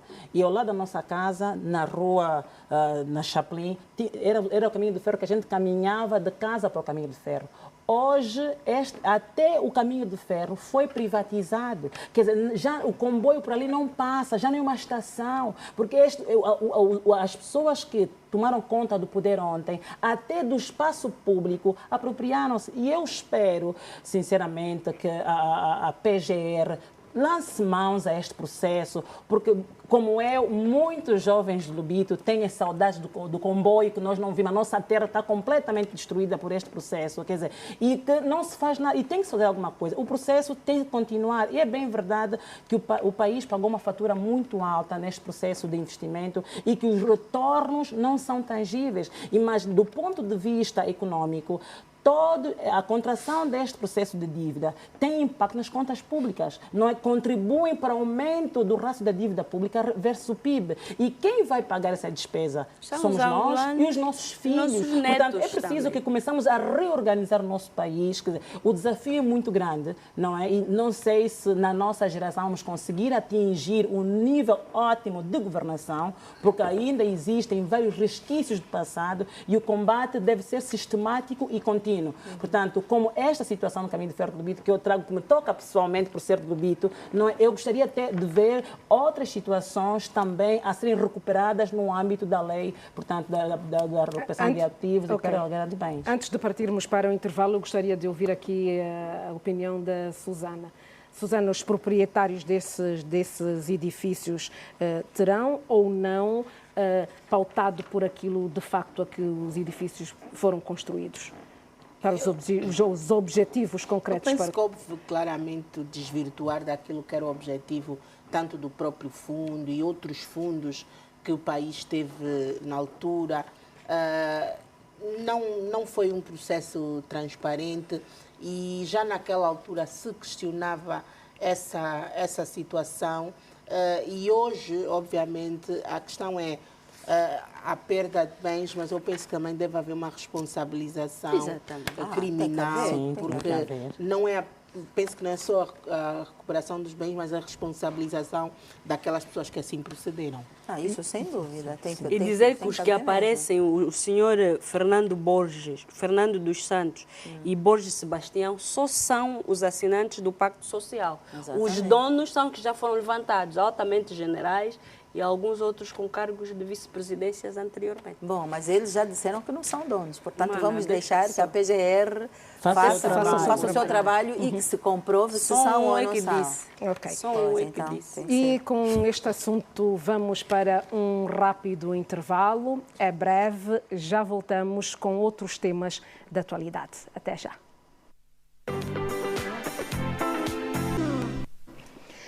Mais uma vez o nosso muito boa noite, uma vez mais bem-vindo à Política no Feminino. Vamos dar sequência à análise dos temas que fizeram ênfase ao longo da semana. O Presidente da República visitou as instalações da Testang 2, no município do Kazenga. Começo aqui pela Susana. Que relevância tem o setor têxtil para a economia do país? Uma grande relevância na medida em que, portanto, nós temos um setor industrial ou um parque industrial ainda paralisado. Nós estamos a fazer muito esforço para tentar recuperar o nosso parque industrial, o que não foi possível ao longo das últimas décadas. Angola acaba por importar muitos produtos que poderia produzir localmente. A questão mesmo do vestuário e toda a indústria que pode ser gerada à volta da indústria têxtil. Portanto, nós estamos a importar aqui dos países vizinhos, nós estamos a importar de todo lado e há uma sangria de divisas. A grande questão é que um país que depende grandemente da importação e que só tem como grande input para divisas o petróleo e um pouco os diamantes, não se pode dar ao luxo de importar tudo e mais alguma coisa. Por exemplo, só abrir um parênteses, eu ouvi essa notícia dos livros que foram produzidos aqui na África do Sul, mais de 38 ou 37 mil livros. Se esses livros fossem produzidos por uma gráfica angolana, já pensamos quanto é que uma empresa angolana poderia embolsar? Penso até que mais do que dar esse dinheiro para uma empresa sul-africana, nós podíamos capitalizar a empresa angolana para produzir e talvez a diferença que fosse importada. É só um parênteses para nós vermos. E as divisas estão sempre a sair para a importação. Portanto, nós temos que recuperar não só o parque têxtil, mas todas as indústrias que a um dado momento já foram chave, já foram motor do país. Não se faz um país só a exportar petróleo, a exportar diamante. Nós temos que investir na agricultura, temos que investir no setor da indústria e outros setores que possam, mas esses dois setores são fulcrais para o desenvolvimento. Eu penso que o tema é bem colocado e essa visita do Presidente da República, que penso que é mais para constatar, para dar uma outra dinâmica a este processo, é boa, e é bom que nós tenhamos um presidente ativo que vai aos locais. Eu penso que a grande diferença em relação ao anterior presidente é que nós temos um presidente que não recebe apenas relatórios, ele vai ao local e ele procura inteirar-se dos processos. Penso que o presidente aqui teve muito bem e deve continuar nessa senda no sentido de procurar verificar em loco o que é que se está a passar com determinados processos. Navita, faz sentido que por esta altura tenhamos uma fábrica como a Testang 2 praticamente um monstro adormecido? No nosso país não é surpresa, porque nós infelizmente habituamos-nos a isso e sobretudo e a Testang faz parte exatamente de 3 fábricas têxteis que foram construídas com recursos públicos e depois privatizadas de forma também que já estamos habituados, né? de forma não transparente e legal. Só ainda não nos disseram quem são os donos da Testang, porque também essas fábricas, infelizmente, acabaram por servir também de lavandaria dos recursos públicos, que é muito triste. Mas já é bom que o seu presidente tenha saído para dar um impulso àquilo que deve ser a dinâmica desta fábrica, que é muito importante. Temos uma outra em Benguela e no Dondo também, que é preciso revitalizar, tal como disse a Susana, o país, e pelo modelo que o Estado angolano assumiu, o modelo econômico de substituição de importações e promoção de exportações. Portanto, a indústria, para além do petróleo, um dos ramos onde a Angola pode abraçar, especializar-se e poder começar a exportar, até a começar mesmo pelos países aqui vizinhos da região, é exatamente a indústria têxtil e a manufatureira. Portanto, de quem é a responsabilidade, Navita, da indústria têxtil ter chegado ao ponto a que chegou hoje? É do governo, do executivo angolano, é do partido que governa também o país há 43 anos. Portanto, mais do que lamentarmos, é entendermos que é preciso revitalizar, diversificar a economia e o nosso país tem o desafio da industrialização, de facto, tem o desafio de transformar os produtos, porque nós importamos tudo que vestimos é importado, tudo que comemos é importado, até, quer dizer, matérias-primas, nós fomos sempre um gigante em termos de produção. Há um produto a matéria-prima tão fundamental para esta indústria é o algodão. Nós, por exemplo, o Kwanza Sul está parado, o Malange praticamente está parado, porque se de um lado o executivo, não é? Por exemplo, no programa 2012, 2017 e os outros programas anteriores, tínhamos um programa ambicioso que é de podermos revitalizar as indústrias, não é? Mas todos os investimentos feitos, repare que nestas 3 indústrias, onde incluímos esta que o Sr. Presidente foi visitar, no Kazenga, cada empresa custou ao Estado 50 milhões de dólares. Que, no princípio... Mais. Não, no princípio dos contratos. E o Estado tinha já garantias de financiamento de uma empresa japonesa. E a mim, esta questão da omnipresença do Estado na economia, se fosse até para fazer bem, talvez se justificasse. Mas se foi para desviar e prejudicar o desenvolvimento do país, é revoltante. Por quê? Por exemplo, neste processo, já tínhamos fonte de financiamento. Era muito simples. Em vez do Estado revitalizar com o dinheiro que veio da fonte, era fazer um concurso público internacional, em que empresas com idoneidade neste ramo pudessem concorrer e talvez 3 ganhassem cada uma, ocupava-se de uma das fábricas, sim, não é? E, portanto, talvez aparecesse uma que apresentasse uma proposta de orçamento até um bocadinho inferior aos 50 milhões. Mas, no final, o Estado é que revitalizou e, no final do exercício, cada fábrica custou 10 vezes mais do que o contrato inicial.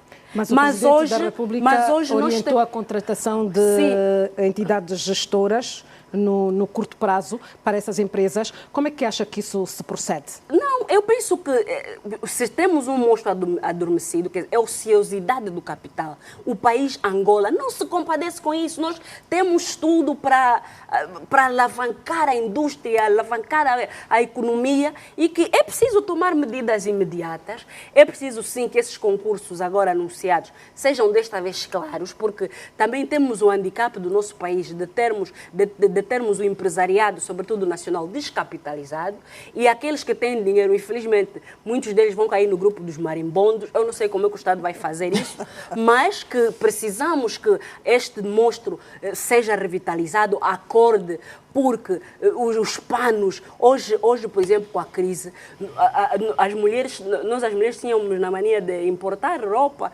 mas hoje vemos que o nosso produto, os nossos panos, que até importamos ali de Ponta Negra, são bonitos. Mas Angola, por exemplo, temos as nossas samacacas, os nossos embololos, né?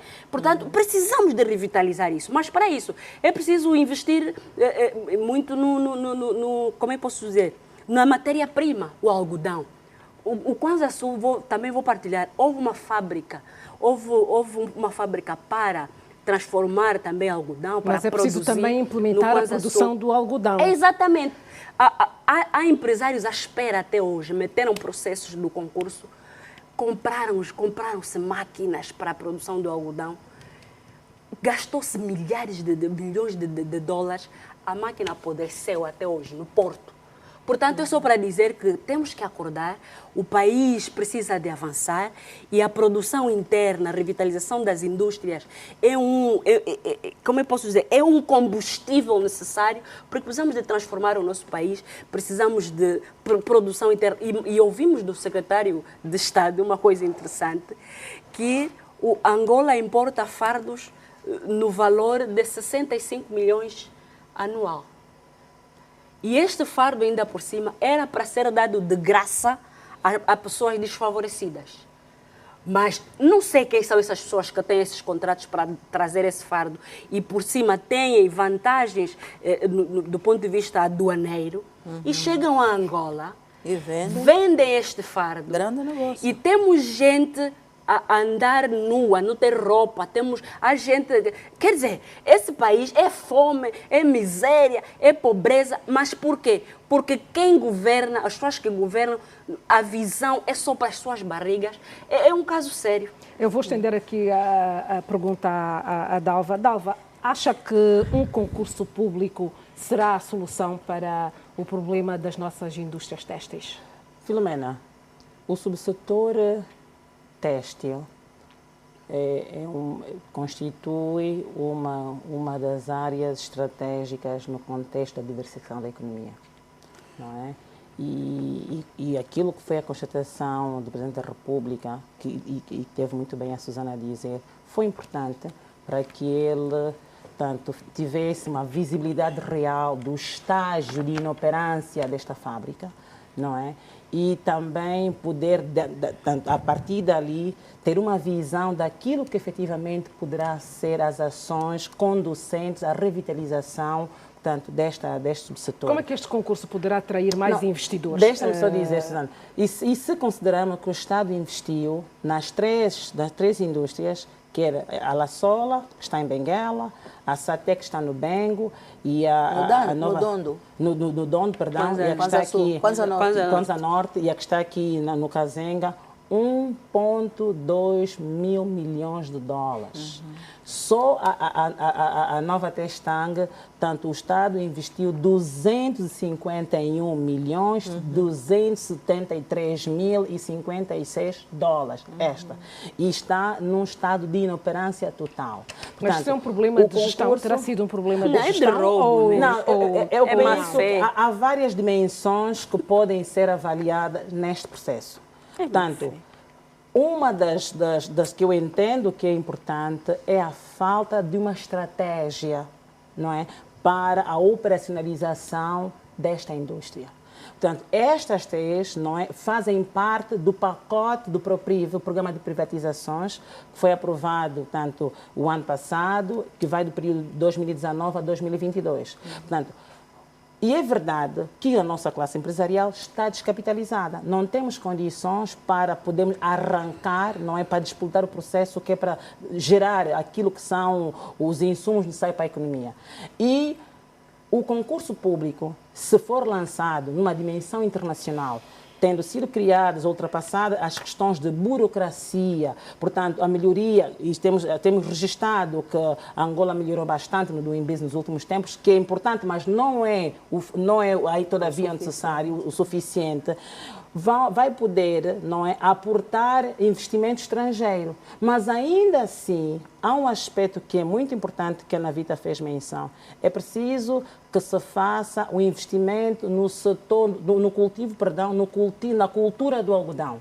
Porque esta é a matéria-prima fundamental para o arranque da indústria. Não há investimentos nesse setor. O que nós assistimos, se existe, é numa dimensão menor, e o que nós assistimos é que tem sido disponibilizado, pelo menos até 2016, não é, créditos de campanha.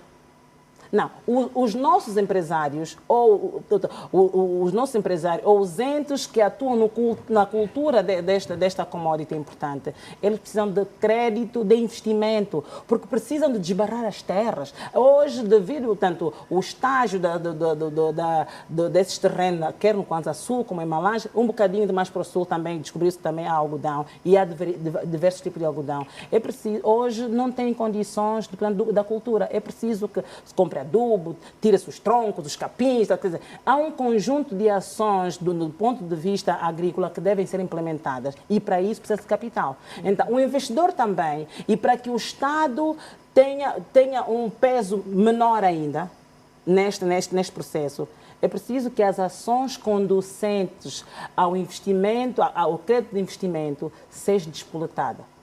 É verdade que hoje, olhando para o estágio da nossa economia, nós temos poucas alternativas de olhar apenas os nossos empresários, não é? Precisamos de reduzir, o país precisa de reduzir a taxa de desemprego, sobretudo na juventude, que é muito grande.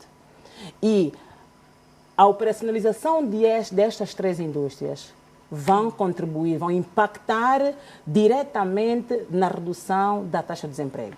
O país precisa, o Tesouro precisa de recolher receitas fiscais. A operacionalização dessas indústrias vão contribuir efetivamente para as receitas para o Estado.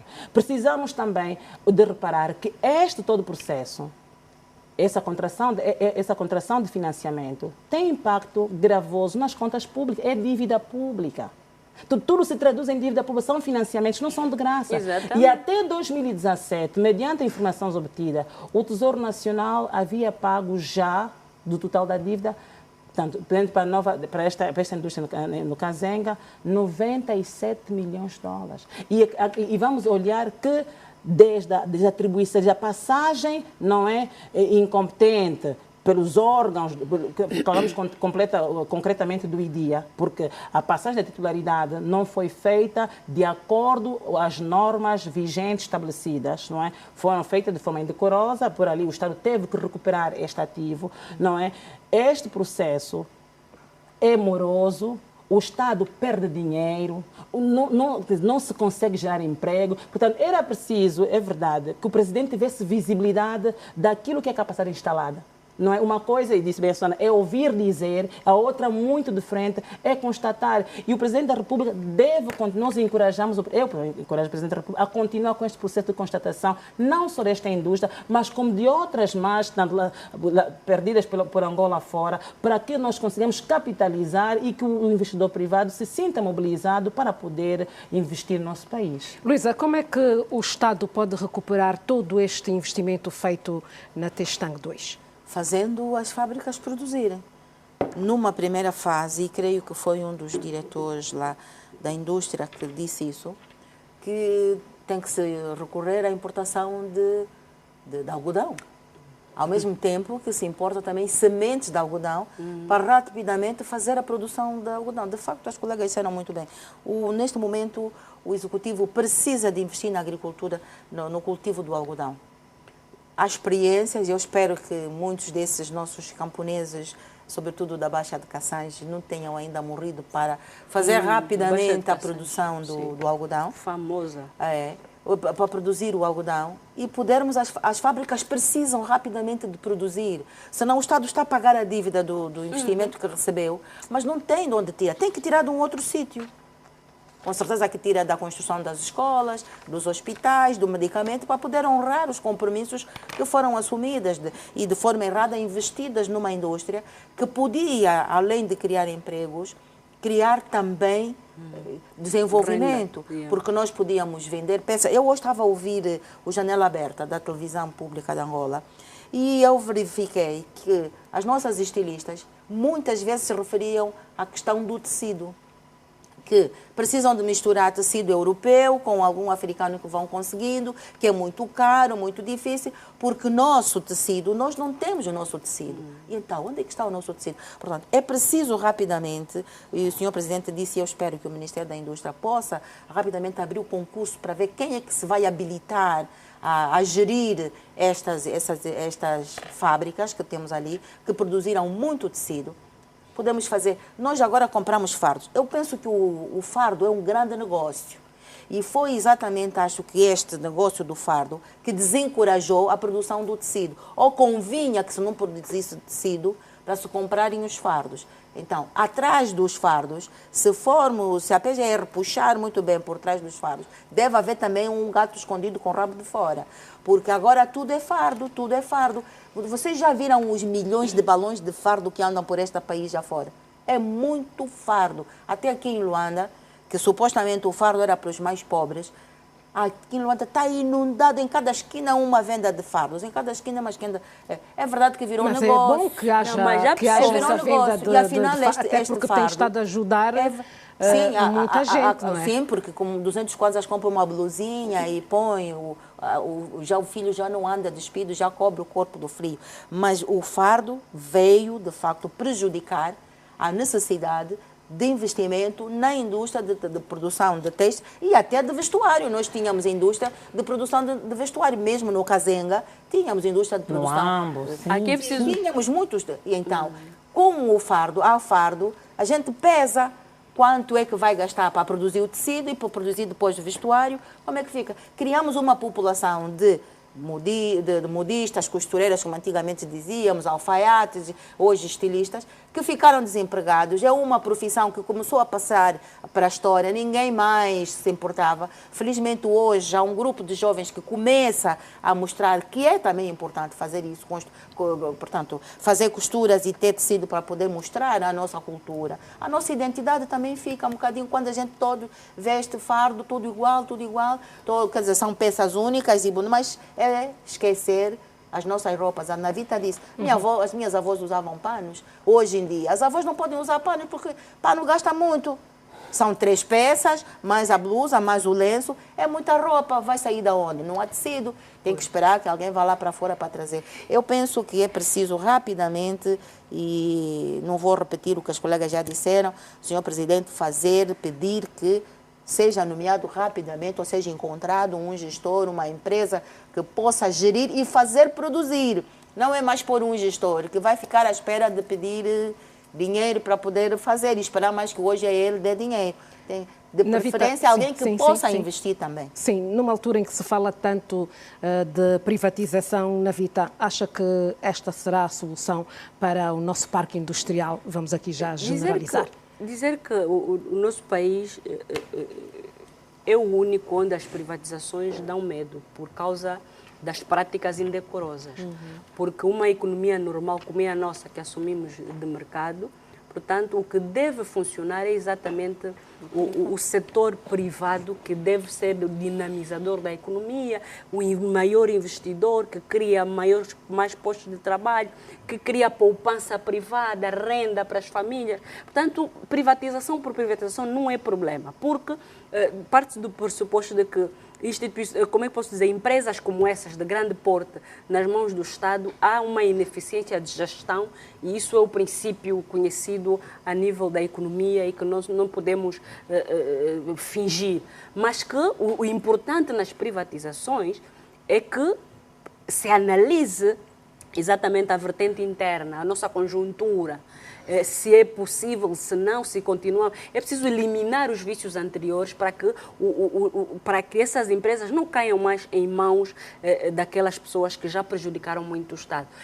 Alega-se que os nossos empresários não têm capacidade financeira para comprar... É preciso capacitá-los. Há programas que já foram aprovados, o PRODES, é o programa do PAC, né, que já foi também aprovado, mas que disse muito bem a doutora Dalva, que é preciso que esses programas saiam do papel, porque nós assistimos, por exemplo, ao encontro entre o ministro da Economia e os empresários. Tudo que, quer dizer, de encontros parece que não passaram. Desde aquela altura que se fizeram os encontros, o financiamento não está a sair. Só foram aprovadas umas 14 empresas e tudo indica que até muitas pessoas que foram aprovadas nestes processos são gerentes de bancos e pessoas que só porque foram indicados também para dar esses financiamentos estão-se a servir eles próprios. Portanto, há comportamentos que têm que ser sanados. Só não vamos os empresários de verdade, nós vimos, ainda não receberam o dinheiro. O dinheiro do PAC, do PRODES, tem que sair. Não vale a pena fazer propaganda porque o país não espera. Ok, vamos para mais um tema agendado para esta noite. O ex-presidente angolano confirmou ter autorizado a transferência dos 500 milhões de dólares em carta endereçada ao Tribunal Supremo, afirmando que foi uma operação ultra secreta, mas foi para o interesse do público angolano. Começo pela Luísa. Luísa, ficou surpreendida com estas declarações feitas pelo ex-presidente angolano? Bom, eu em princípio não devo duvidar da palavra dos outros. E se o Walter Felipe disse que tinha recebido orientações, eu acho que ele não teria a ousadia de o dizer se não tivesse de facto como provar e como ficou visto que de facto foi uma ordem do Presidente da República. De facto, foi pena que não foi uma ordem escrita. Portanto, do ponto de vista legal, creio que não cumpriu os procedimentos, mesmo sendo Presidente da República. A orientação verbal não ficou de maneira nenhuma expressa. Creio que tem procedimentos legais que não foram materializados. E, apesar disso, cria, de facto, agora um problema aos tribunais. Se por um lado ele cumpriu o que estava estipulado, o que lhe foi orientado, por outro lado, eles, sim, todos os envolvidos, cumpriram uma ordem que do ponto de vista legal não era correta. Mas tendo eles cumprido esta ordem, o que é que muda neste processo, agora vindo o ex-presidente dizer que sim, eu autorizei que estes 500 milhões de dólares fossem transferidos? Bom, segundo o que eu li, em algumas coisas, mesmo, portanto, a orientação de um superior hierárquico, mesmo sendo ele Presidente da República, que induz a uma ação que seja ilegal, não isenta o cumpridor, portanto, que obedeceu a uma orientação, de ser sancionado. Portanto, aqui vai o juiz agora decidir, do seu ponto de vista, qual é, de facto, o quê. Se nós quisermos, de uma maneira muito simples, bom, ele disse que cumpriu, está cumprido, tem que ser libertados. Mas do ponto de vista legal, essa não é uma obediência à cega. Nós aqui já tínhamos discutido essa questão. Pois, mas agora eles não eram obrigados, porque ninguém me pode obrigar a cometer uma ilegalidade, mesmo que seja meu superior. Acho que já discutimos aqui. Dá uma ordem com a qual eu vejo, não, eu vou fazer isto, mas isto vai incorrer num crime. Eu não quero ser criminoso, não aceito. Qual é a sanção? Seria exonerado, eventualmente, porque não obedeceu, seria afastado. Isso é indiscutível. Mas ele cumpriu cegamente. Agora arca também com as consequências, a parte dele, do cumprimento. O Ministério Público suscitou dúvidas sobre a autenticidade do documento.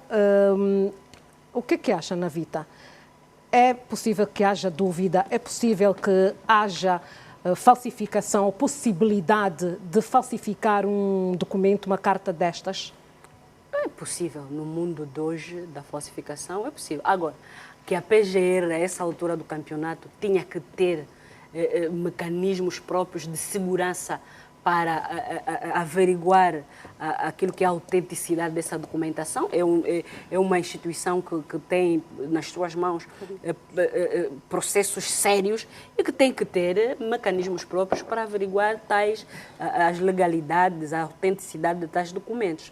Agora, relativamente a este processo, eu sinceramente não estou mesmo surpresa. E porque acredito que o governador do banco, pelo processo que nós fomos seguindo durante esse tempo, ele não seria um louco qualquer de inventar a transferência de 500 milhões assim da sua cabeça. Portanto, eu sempre acreditei que houve, sim, senhora, ordem. Espero que esse documento um dia seja analisado em termos de autenticidade. Mas a questão que se coloca aqui também, isso tudo são consequências. São consequências dos poderes excessivos que a Assembleia Nacional, que as leis, que a Constituição deu ao Presidente da República, que até hoje continuam. Portanto, o que vocês já viram que este fundo seria constituído por ali com 3 mil milhões de dólares. Nós hoje, no âmbito do financiamento do FMI, não é? Para além do apoio técnico alargado ao financiamento, nós estamos mais ou menos neste valor. Então, você constitui um fundo de 3 mil milhões de dólares, não pede autorização, pelo menos, à Assembleia Nacional, mas só não pediu porque a lei o permite fazer isso. Portanto, eu penso que, tal como dissemos, é preciso acautelar agora, é preciso rever se a Constituição dá excessivos poderes, que faz com que a gestão do país, do ponto de vista, sobretudo, econômico, depois cria consequências danosas. É preciso rever.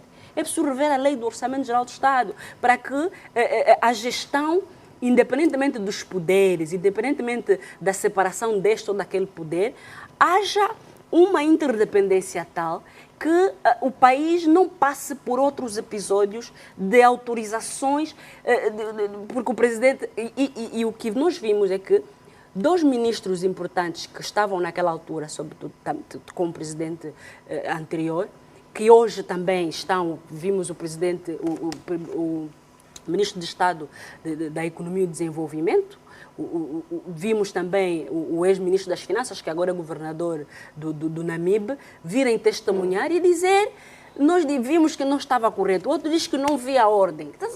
É só para ver que dentro das instituições importantes não havia coordenação, o que não é bom. Portanto, é preciso, porque a Angola é uma operação dessas. E hoje, com o processo que vimos na PGR, o que se levanta, é que este fundo, a motivação deste fundo, até hoje deixa grandes dúvidas. E as empresas que foram indicadas, uma empresa de saneamento básico, quer dizer, é algo que indica que era mesmo pura burla, mais uma burla tailandesa, se calhar, essa seria a de Londres, ok? Para roubar o erário público. E o governador do banco naquela altura, independentemente de, porque é ordem secreta, não pode dizer a ninguém, mas a instituição Banco Nacional, nos outros países, é uma instituição séria, que tem que ser gerida por gente idônea e não pode depender muito do poder político também, porque senão falha. E por quê? Porque é o garante da confiança das instituições financeiras entre Estados também. Nós temos dificuldades do dólar. Por quê? Porque nós comportamos-nos mal. O nosso sistema financeiro deixou lacunas, deixou razões para desconfiar. Sim. Portanto, a questão das diligências, você faz isso por bilhete, você sabe que está num órgão como o BNA, que tutela as relações internacionais financeiras do país. É preciso fazer diligência. Há leis próprias, há compliance, isso é muito importante.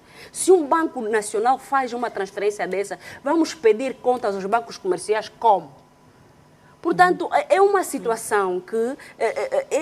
porque hoje ninguém pode dizer, porque eu fiz porque o fulano me mandou.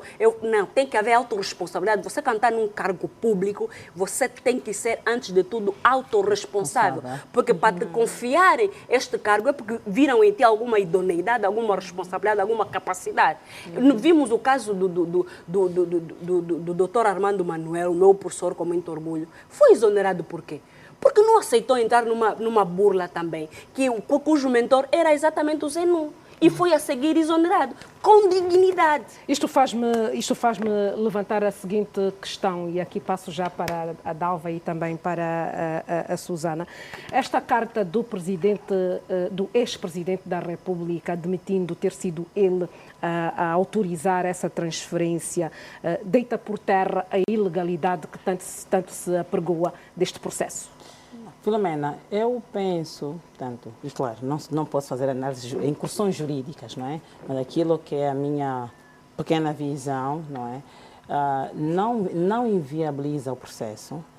A ser considerada esta peça jurídica, poderá eventualmente permitir que os tribunais reavaliem o grau de culpabilidade dos implicados. Seja como for, é um dado novo. Que vai permitir a reavaliação do grau de culpabilidade dos implicados, onde, se o ex-governador do banco inicialmente era visto como autor moral, poderá eventualmente ser visto como autor material ou um cúmplice. Mas ainda assim, e na esteira que foi a abordagem das minhas colegas, o Banco Nacional, enquanto regulador da atividade monetária e financeira do país, tem a responsabilidade, mesmo em obediência daquilo que é a estratificação hierárquica, no processo, estamos a falar de uma peça de 30 mil milhões de dólares, em que o Estado tinha que colateralizar com 1,5, não é? Então, esta era uma porção do valor global. Ele tem a responsabilidade de proceder os atos de due diligence, não é? Compliance. Know your customer. É importante conhecer o teu cliente, quem são os bancos proponentes, os entes proponentes, porque, na verdade, o que se pretendia, segundo informações, era o que se diz, portanto, não conheço muito bem o termo, é Special Vehicle Purpose, um veículo de propósito específico, acho que esse é o termo, e que era um sindicato de bancos que haviam de, então, a montante poder formular esta peça. Este é um valor muito importante, são 30 mil milhões de dólares, para dizer 30 bilhões de dólares, é um formato, novamente, dívida pública. Internamente, o banco, portanto, por um lado, tinha que diligenciar, se não tem condições internas, externas, buscar os seus parceiros internacionais. Por outro lado, ainda internamente, o Presidente da República tinha que chamar o ente econômico que lhe aconselha, que é a equipe econômica, para poder dar visibilidade. Não, essa não é uma ação secreta, que se trata como se fosse um ente privado, é o endividamento do país. E 30 mil milhões de dólares, não é o orçamento da Namíbia? Vamos somar. Namíbia, Santo Tomé, Guiné-Bissau, Cabo Verde, Botsuana, Lesoto, Malawi. A soma desses países, e vamos somando mais, não prefaz os 30 mil milhões de dólares. É muito dinheiro. Quer dizer, vinha a somar ao nível de endividamento que o país já tem. Quer dizer, se a nossa dívida está a 100 e tal por cento ou a 70 e tal por cento, havia de disparar para números que nunca existiram. Quer dizer, então, como é que nós tratamos as questões do país de forma secretiva, de forma administrativa num gabinete, ou trazemos a visibilidade aos entes? Quer dizer, e indo mais longe, falou na vida para a Assembleia, se não fosse se a própria lei lhe confere este poder, então ele tinha a responsabilidade de convocar, portanto, os seus entes para se poderem pronunciar sobre esta matéria. Olhando para uma dimensão externa, eu penso que a origem dos fundos é um aspecto que Angola hoje tem estado a se debater com as ações que têm a ver com transparência, o compliance das instituições financeiras. Já tivemos a altura que passamos para a lista cinzenta, não é? E a problemática dos dólares, que não é situação institucional, é situação bancária. A falta de transparência e visibilidade das operações que Angola foi realizando, pessoas singulares em Angola, realizando operações de 50 milhões de dólares. E ninguém podia questionar nada.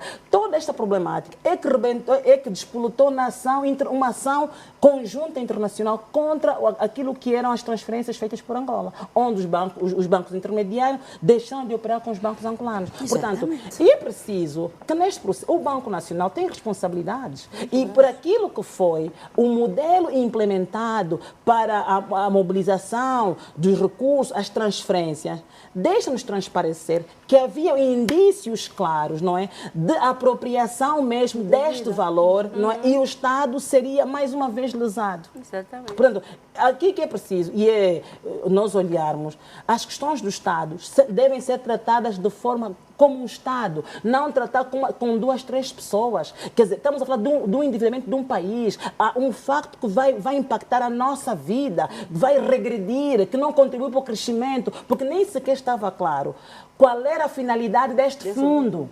E depois, é uma recomendação do ex-presidente ao presidente do banco, ao governador do banco, para ir informar ao outro presidente. Quer dizer, quando havia um processo de passagem de pasta, eu penso que isso não se coloca. Sim, há responsabilidades institucionais que os intervenientes têm que assumir. E depois mais, o ente proponente, que esta empresa nacional, é uma empresa de saneamento básico. Como é que uma empresa cujo objeto social está vocacionado para uma atividade completamente diferente aparece a montante, a propor a formulação de uma peça financeira neste montante?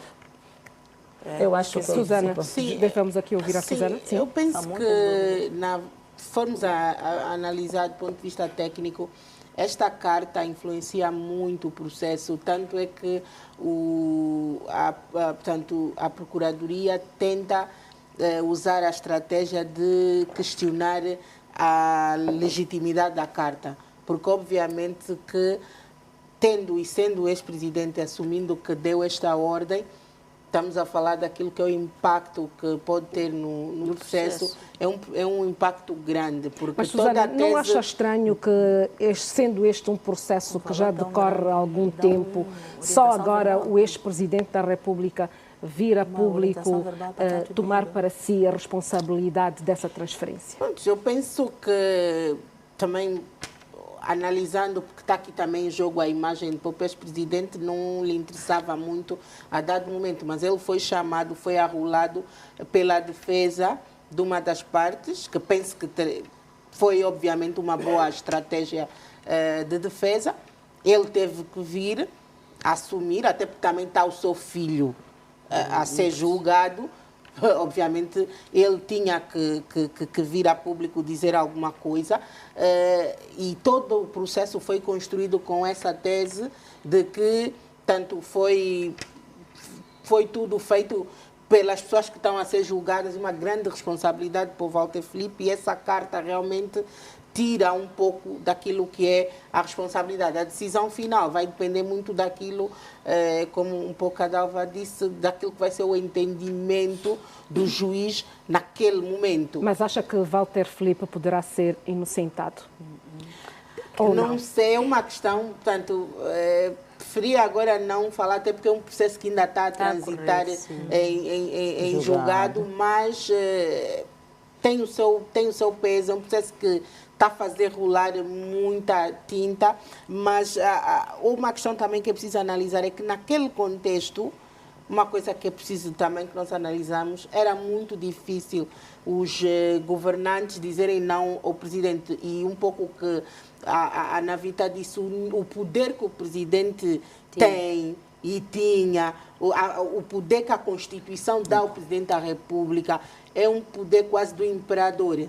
Quais poderiam ser as consequências caso o Walter Filipe tivesse negado fazer esta transferência? Em primeiro lugar, é que os poderes do presidente são tais que permitiram que colocasse como gestor do Banco Nacional uma pessoa que naquela altura não tinha currículo, não tinha experiência, não tinha capacidade, nem, vem de novo a questão, idoneidade para o cargo. Quando eu digo idoneidade, não tem a ver com a figura em si, mas a idoneidade para um presidente do Banco Central tem muito a ver com aquilo que é a carreira, o que ele construiu, a confiança que a sociedade deposita nele para gerir isso. Em segundo lugar, o país vivia num ambiente tal em que o presidente fazia posse o mando e não havia como, eram poucas pessoas que timidamente tentavam desafiá-lo. É por isso que nós temos dito que é preciso que nós construamos uma sociedade e um ambiente político em que estas ações, quando elas forem tomadas, possam ser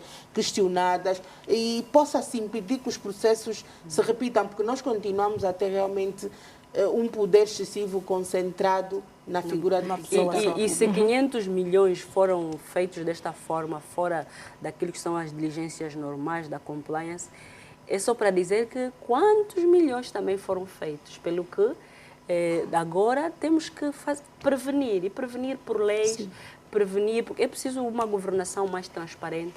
E o dinheiro é que o país mais precisa neste momento. E é precisamente assim que nós terminamos esta edição do Política no Feminino. Voltaremos a estar juntos na próxima sexta-feira. Resta-me agradecer o prazer da sua companhia. Boa noite.